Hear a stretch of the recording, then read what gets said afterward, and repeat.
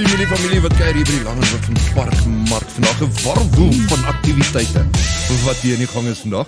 En een van die stalletjies wat een van die gelukkige wenners was, om so 'n bietjie te kom vertel wat gaan daar by hulle aan. Nou, ek moet vir julle sê, as jy nie moeilikheid is met mamma, moet jy vanaand 'n draai gaan maak by stalletjie 401 by Natalie.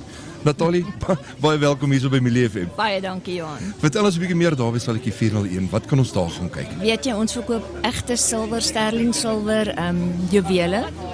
En ons het in die laaste tyd bietjie goud ook aangekoop om te verkoop. Dit is egte silwer wat geplateer is met 18 karaat goud. En dit is pragtig en baie bekostigbaar. Enige spesiale aanbiedinge wat jy vanaand vir die luisteraars het? Ja nee, ek het nog nie daaraan gedink nie, hoor. Alles by Natalie is 'n spesiale aanbieding. Jy Ja, moet dit alles. maak. Ons pryse is uitstekend, hoor. Nou, net die luisteraars op Plus Munisipaliteit te gee, stalletjie 401, waar omtrent in die boeremark is hulle geleë? Ons is meer na die onderkant toe geleë, nader aan die nuwe skool wat hulle oprig. Ons is meer aan daardie kant. So gemaak 'n draai gaan vra spesifiek vir Natalie. Sy gaan daai spesiale geskenkie kry om jou net uit die moeilikheid te hou by mamma. Ja. Natalie, ek sê vir jou Baie dankie. Ja, ek hoop jy het 'n fantastiese Vrydag gaan Dankie, verder. hoor. Bly ingeskakel hier op Dankie. 90.7 FM. Jy het langer van Park is jou buurt, dis jou stasie.